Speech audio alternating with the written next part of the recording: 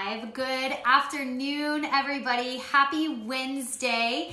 We are inching into the end of the month, and I wanted to pop on here live looking less than glamorous because I have to tell you something. We are actually in the trenches right now of a big announcement. We haven't quite told anyone yet. It's super hush hush.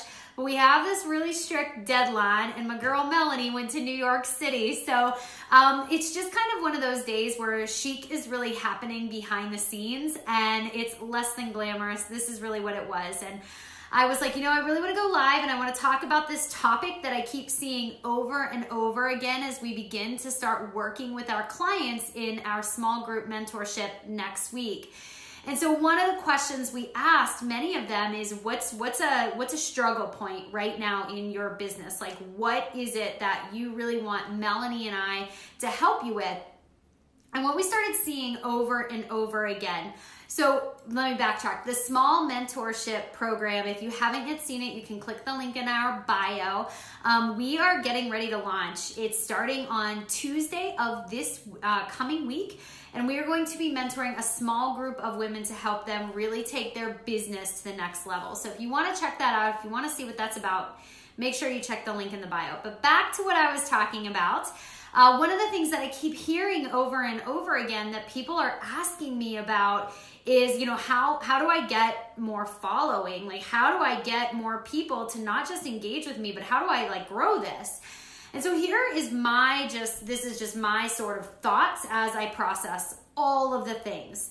So first of all, Instagram and social media is really, really loud. So people, their focus is like a goldfish. And here's the truth. I'm watching the numbers of people who are viewing this go up and down because if you aren't catching that attention right away, they're legit gone, right? And so we know that if we want to captivate audience, it's not just about growing our following. And it doesn't matter if you have 1 million followers if none of them are interested in the product or the service that you have to provide. If you create a following, but your following has no interest really in what you're doing, they're just a tab on they're just a number. It's not really going to help you explode your business or move it in the direction that you want it to. And in fact, it can actually work against you. For example, if you have a lot of followers and your engagement rate is really, really low, brands and other people aren't necessarily going to want to engage with you. So the very first tip that I have for you is, number one, you want to make sure that you are utilizing stories. Baby, can I finish filming? Sorry, he just got home. Number one, you want to make sure that you are going to be using your stories because you're talking. Yeah, I'm talking to the computer though because I need you to. Do you want to go see Daddy for a couple minutes? Mommy loves you. So can I do this? Baby, be quiet. Is that okay? Is that okay? Oh, I love you. You want to use your face or your Instagram stories. And the reason you want to use your stories is because, number one, it gives you an opportunity to add a lot of value across different platforms that you care about. So if you want to talk about hair care products, you can. If you want to talk about the t-shirt that you're wearing, you can. If you want to talk about things that you love that you believe other people will, you can put that in your stories. And it's not going to take a lot of space up on your grid.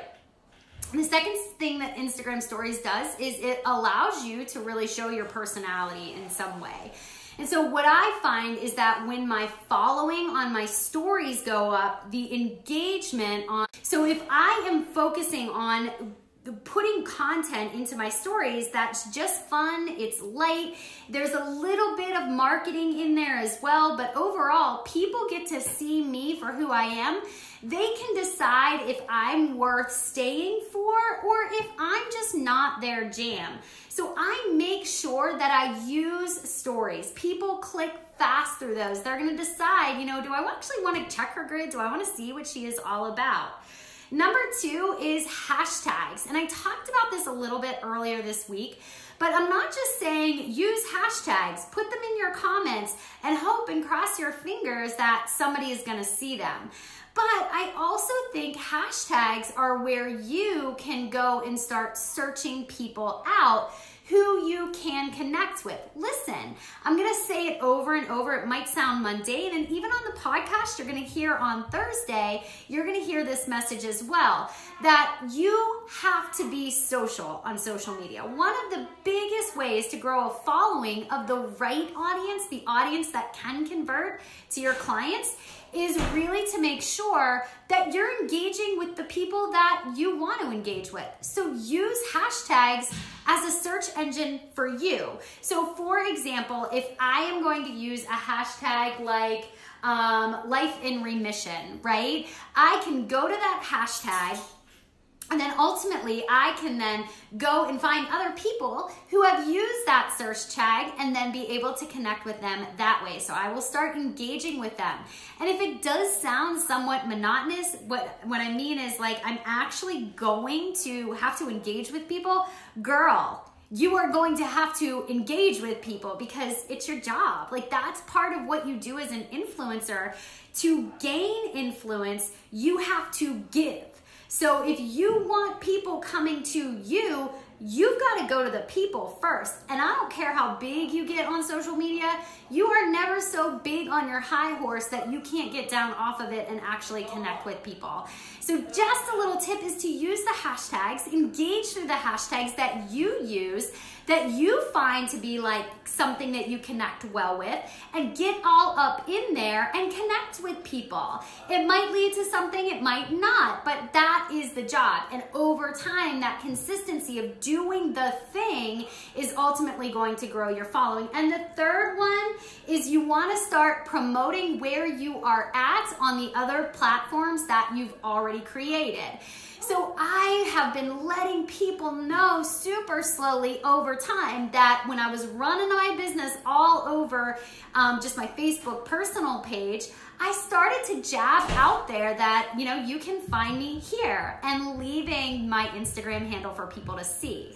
But I would also often tell them like what I was putting over there, like for my recipe that I use for dinner, for like Philly cheesesteaks, healthy Philly cheesesteaks. You can check it out on my IG stories. So you constantly need to tell people where to go.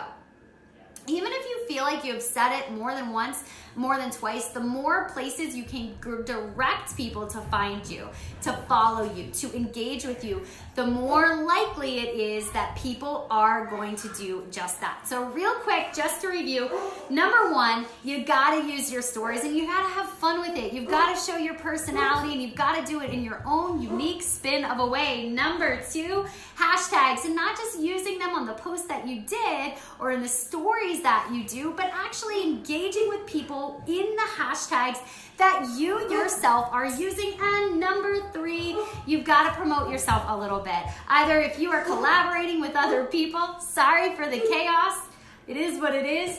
If you are collaborating with other people or you want to guide people as to where they can find you, you have to start showing people where you are showing up.